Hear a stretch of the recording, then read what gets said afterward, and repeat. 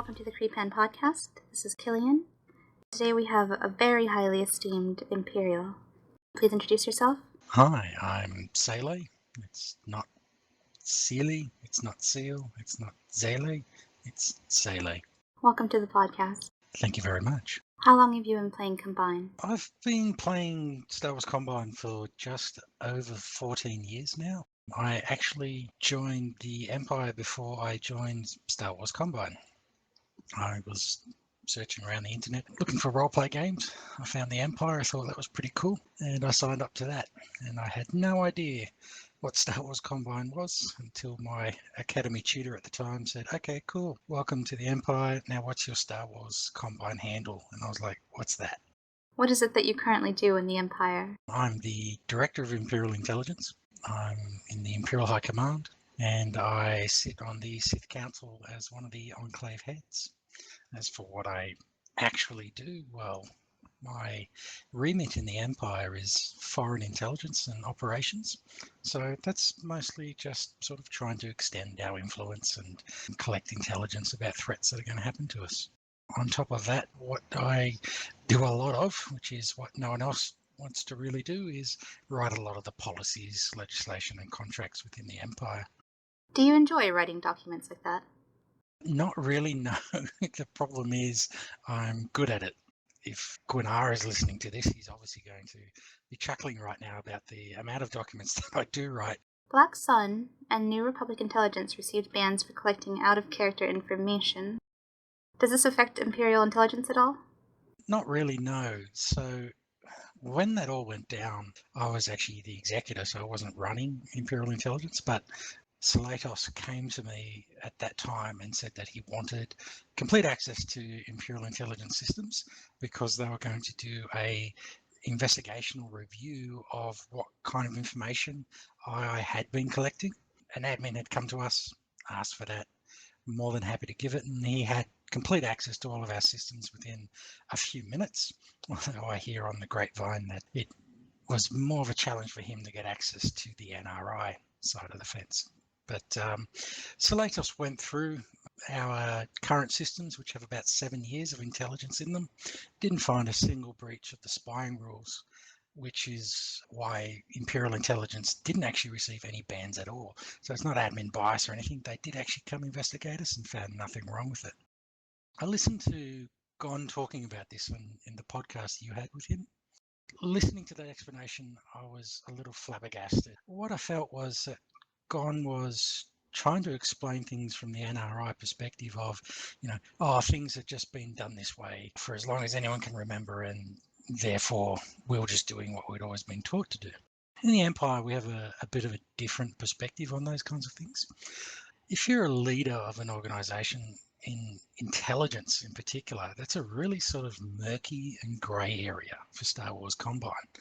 So leaders really need to take care to manage the activities and culture within their organization.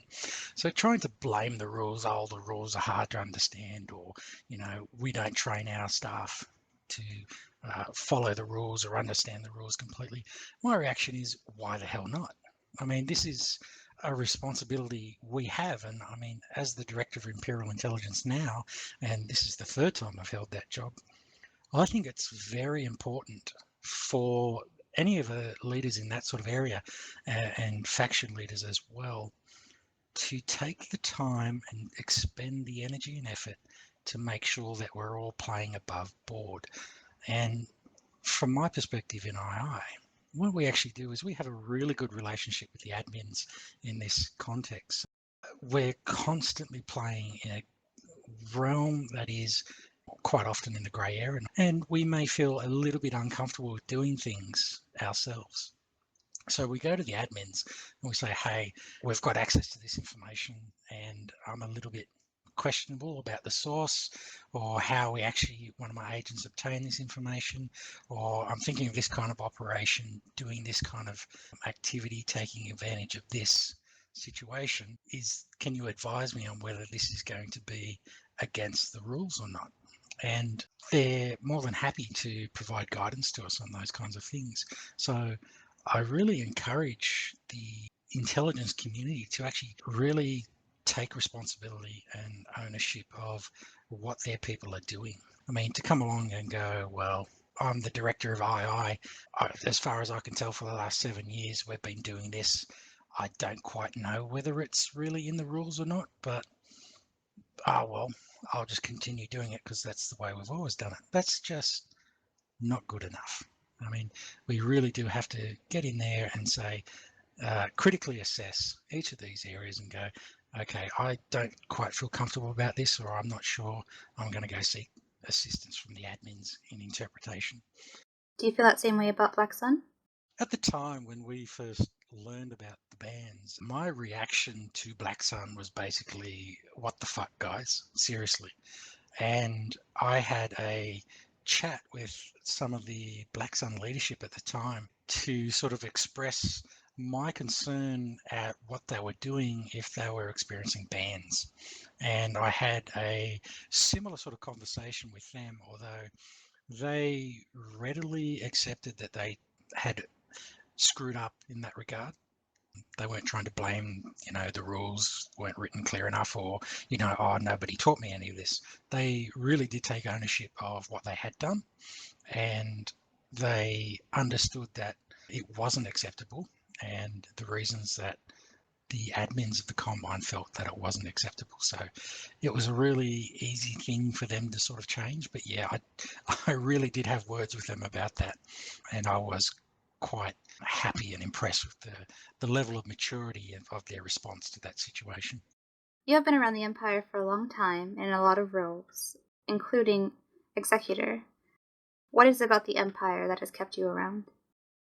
I guess it's the same principles that actually attracted me to the Empire in the first place. It's got a real sort of sense of order and discipline about the faction, and that's what sort of originally brought me towards it. And that's something that sort of resonates with me as a person, because I do like to be organized and managed. So that's what brought me in there in the first place, and it's part of what I like about it still today. But as for keeping me around, I have to say it's got to be the community. We are a large community. I mean, we're probably at least double the size of any other faction in the game. So we have a lot of people, and we have a variety of characters, and I have a lot of friends, and that's what keeps a lot of us around in each of our different factions, or even playing the Combine. Not only that, it's the potential that the faction holds itself. I mean, we have a lot of people. Everything is not perfect within the faction. It never will be perfect. So always this constant churn of trying to be more than we are.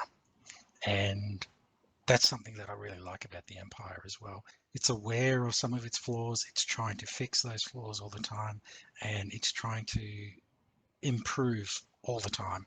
I mean, it doesn't take a rest ever. And I mean, that's just something that really resonates me and keeps me around, because I want to be involved in helping the Empire achieve that potential. Have you ever considered being in a government other than the Empire? Well, the reality is, I have actually served in another government other than the Empire, and that was the Rebel Alliance. I was over there for a few months, and I mean, I quite enjoyed it at the time. It gave me a lot of respect for the Rebel Alliance, and I have to say, a lot of that respect has now faded, seeing the New Republic. But yes, I have considered other governments as well, or even other factions. And I mean, these are usually more just thought experiments, but I'm interested in not just the way that the Empire does things, or could do things, but also completely different systems of governance. So, I mean, the Cathol Republic, if anyone ever remembers that faction, was around, I think, about 10 years ago. And that tried to really run as a proper sort of Senate system. What the Cathol Republic was doing was actually quite interesting to me. And I mean, I've even had discussions with Gwinnett and Cherokee about, wouldn't it be really interesting to sort of run a government that is more set up in a parliamentary type system, or this other type system? And I mean, we're all interested in that, but that doesn't mean we get to change the empire into what it is, change the empire from what it is. into something else because we still have that responsibility. One of the impediments to ever going out and sort of experiencing another government at this stage is the fact that Sayle as a character is just so embedded in people's psyche as being an Imperial that I don't think that they would ever see him as anything but this dangerous Imperial that's probably there to try and screw them over in some way. That really limits my options. I think pretty much at this stage, it's going to be the Empire from here out. What are some of the biggest changes you have seen in the game? Probably the biggest change I've seen was the move from ISIS and Ground Commander to Darkness and the red scenarios which came and went. I mean, those were pretty big changes for the game. The changes we've seen since then they've mostly been incremental, and really, I guess the big changes that I have witnessed since other than darkness and red scenarios has been the way in which players actually play the game. When I first came on board, it was very much a role play intensive sort of game, and there was still that real edge of the galactic civil war going on. But these days, I kind of look around and I think that, yeah, there's a fair bit of role play going on, but it's not as embedded or integral to what's going on in the game anymore. And I think that's been a result of some of the changes in game mechanics, where we saw the introduction of Tax Planet under different mechanics that Biz brought in, and the work that Faline Federation did into generating tax planets and things like that. So, I mean, it really became much more of an economic simulator like it is today. And as a result of that, what we're seeing are changes in players' behavior in what I would sort of call the current generation of thieves and spies. They understand the real hard coded limitations of the game engine, and they play around that rather than more of the sort of role play that we used to do in the game. Factions like Zahn Consortium and things like that. If combat were out, they would have been obliterated a long time ago. But because these guys understand that there are no threats of being blown up, that's changed completely the way in which they play the game.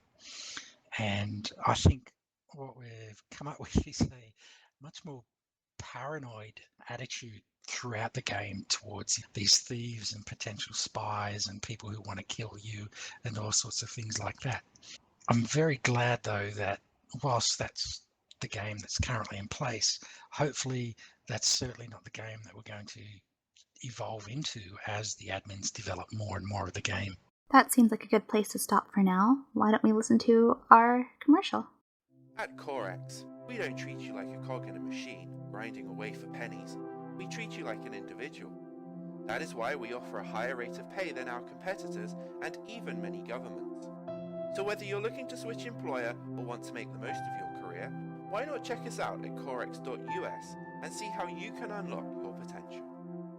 You have been around the Empire long enough to have seen the Empire fractured twice, the removal of Emperor Sharon and the new Imperial Order split. What was it like to go through that kind of upheaval and conflict? The Chiron removal was really jarring and demotivating for me at the time, and I know a lot of other players as well. That was because it was from a place of admin interference.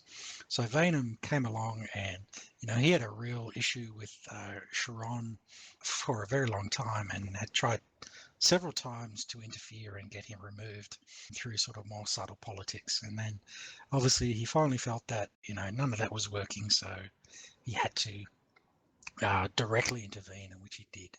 And, that really pulled the rug from under the feet of someone like me at the time who was in Imperial High Command. I was the Director of Imperial Intelligence, and I was working with Chiron on a lot of different plans, and then that was just gone. Bang. One Sim News post and all of that was over. I felt pretty much directionless to begin with. I mean, obviously I knew I didn't want to be in the Empire, but I didn't quite know what to do. My thoughts then turned to, okay, well, we need to get people safe from the upcoming Sith regime, because they were a very sort of dangerous, very petty and murderous type of regime. So we coordinated a fleeing of lots of Imperials to the Jedi Praxium. That was like the Jedi Order at the time. And part of the move to the Jedi Praxium was that I was guaranteed protection by Felix Dark, who led the Praxium at the time. And I needed that protection that time in the game because red scenarios existed so people could actually come and try and kill you. And I knew that both the Rebel Alliance at the time and the Empire both wanted me arrested because they both wanted the information I had. Now, it was a fairly perilous time and very demotivating. It only took me 3 or 4 months, and I basically had enough of some of the crap that was going on. So there were some old wounds still between politics that had been going on within the Empire at the time. So there was quite a rift between the Imperial Navy and Imperial Intelligence at that time because of some things that had gone on. So that was a sort of a real tumultuous affair, very haphazard. The new Imperial Order split, though, was a very different experience for me. I found it actually more invigorating than anything else. We had this opportunity to sort of rebuild the kernel of what was the Chiron Empire.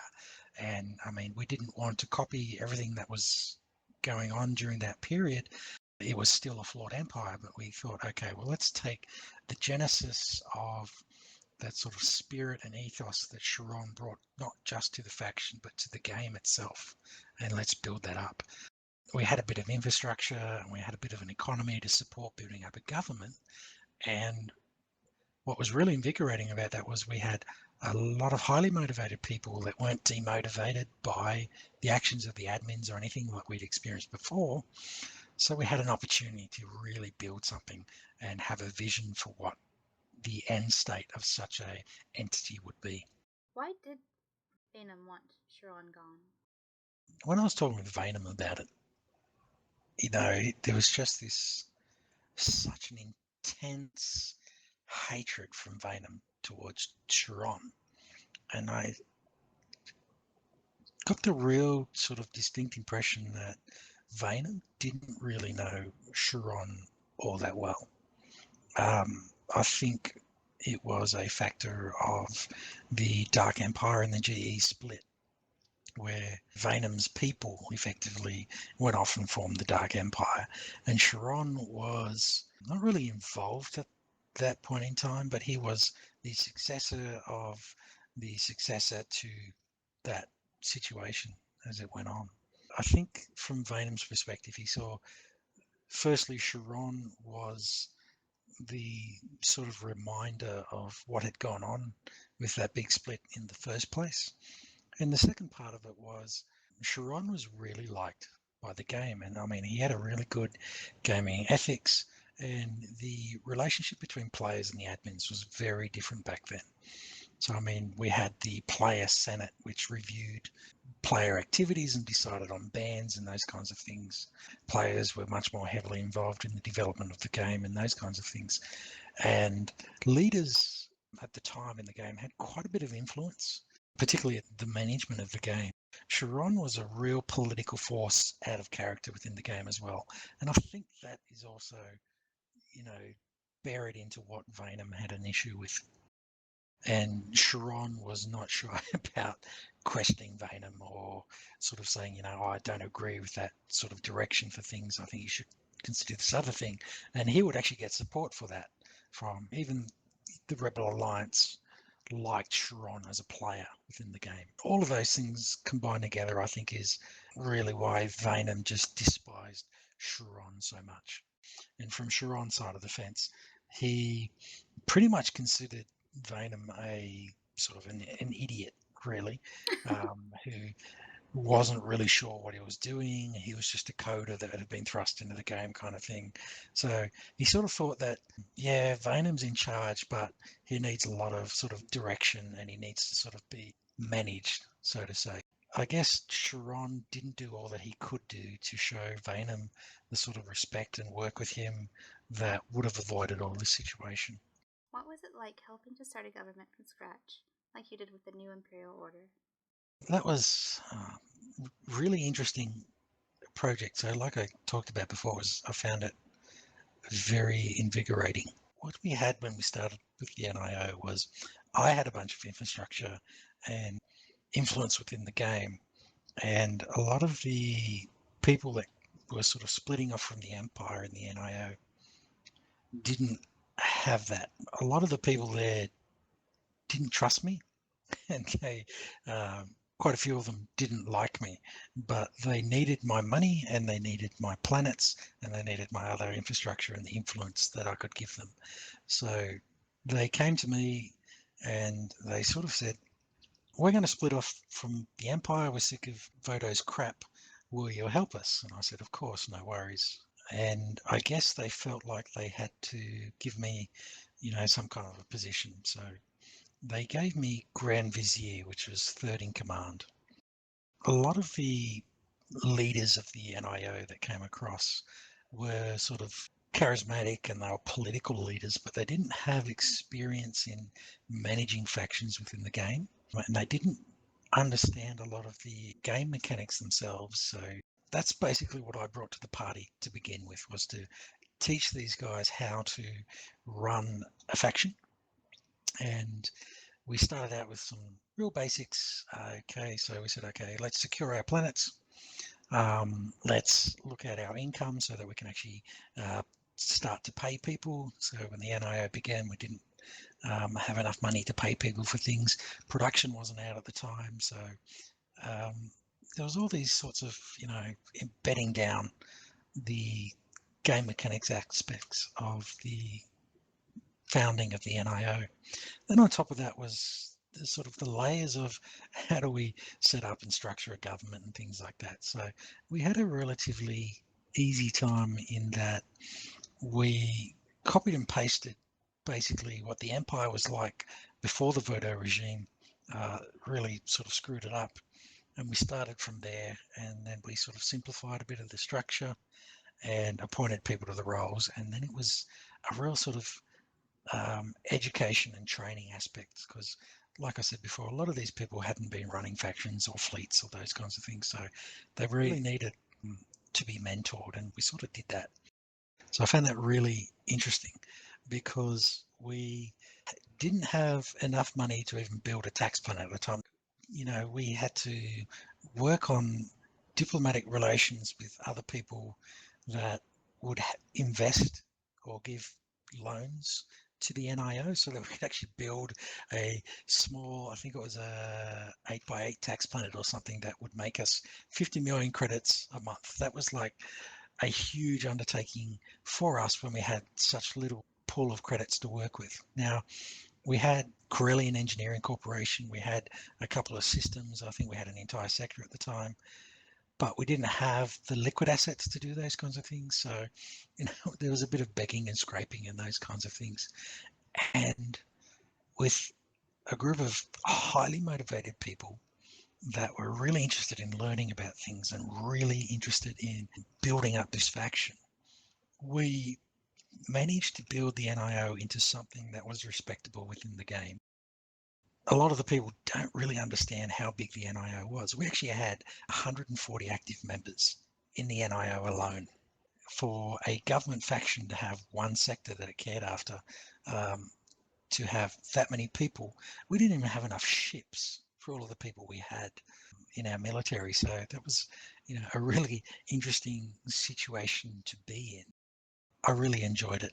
And what was part of the funny aspects of that was I was an unknown quantity for a lot of people back then within the NIO. There was a lot of rumor and hearsay about, who I was and what I'd been up to and things like that. I mean, people look at Gwinnett, Cherokee and I, these days. And I'm pretty sure it's safe to say that everyone feels like we're all pretty tight, very good friends, and, trust each other. But at that point in time, Cherokee, who was the 2IC and later on the leader of the NIO, when he first came on board, he didn't trust me. He didn't know me. He just had all these rumors of how much of a dangerous and unscrupulous person I was. Cherokee can fondly remember the first time I boarded one of his ships. He was literally concerned that I was there to kill him, as opposed to actually just say hello in darkness. So, we really started out from this really base beginning.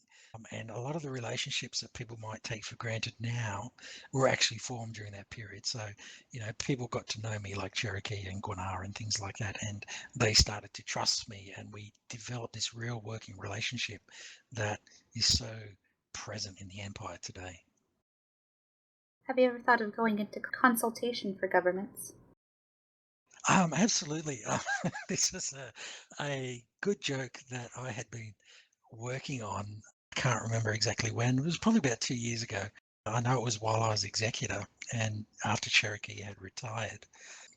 Running a faction like the Empire is a real drain at times. I mean, it can be brutal to the Emperor and the inner circle. Sometimes you just lose your motivation and you just kind of want to say, screw it. I want to get out of here and just, go back to being scanning systems or something like that rather than worrying with all this crap that I've got to deal with. Every now and then, when Cherokee and I will joke about, just retiring and having more fun in the Combine rather than taking on the huge responsibility of running the Empire. So I made up this consultancy firm called Cherokee, Sayle and Dengen.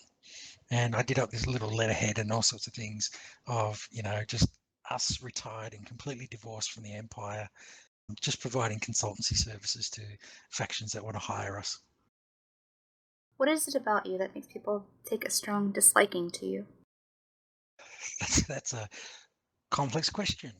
I think there's two sort of main streams to that. One's the in-character aspects of being Sayle, who is a very high-ranking Imperial. I have had several prominent positions. I've worked in Imperial intelligence. I've done a lot.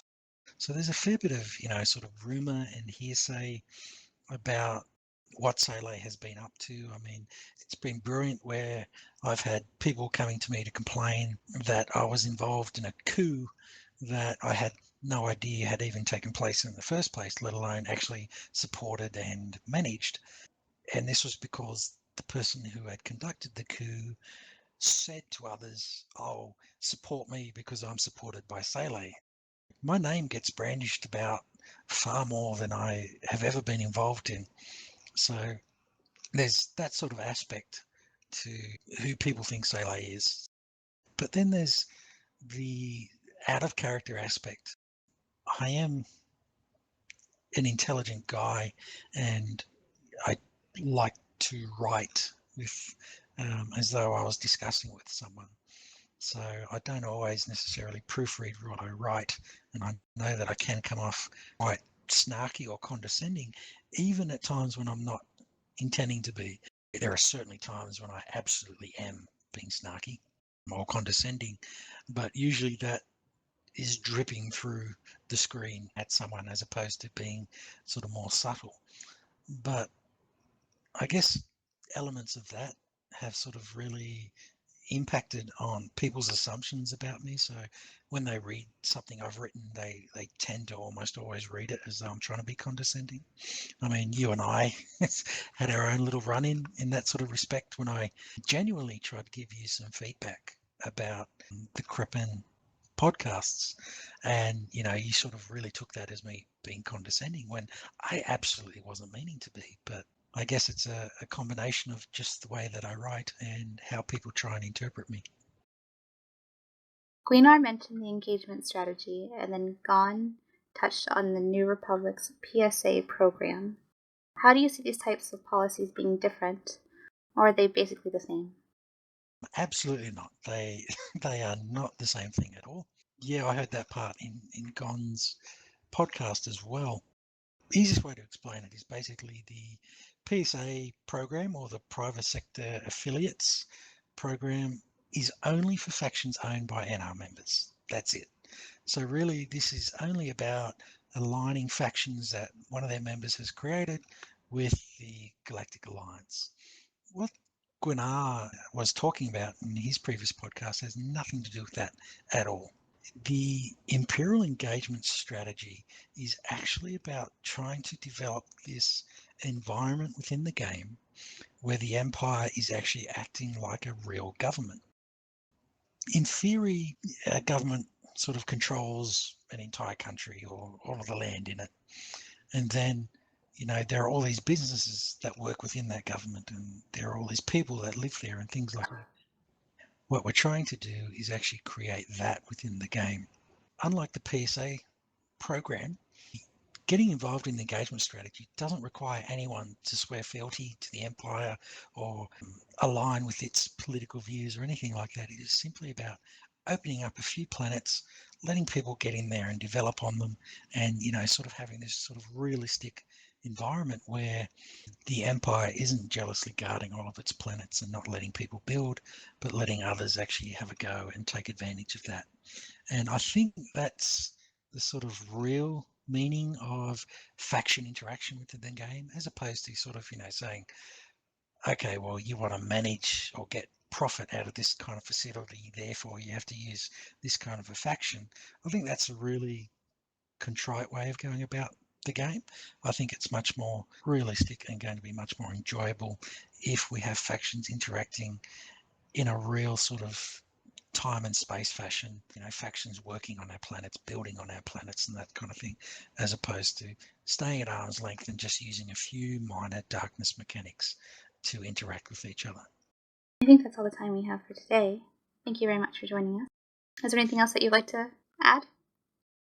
No, thank you very much for inviting me. I didn't think I would be doing a podcast with you, and I certainly enjoy the series. Thank you. And thank you all for listening. See you next week on the Creepan Podcast.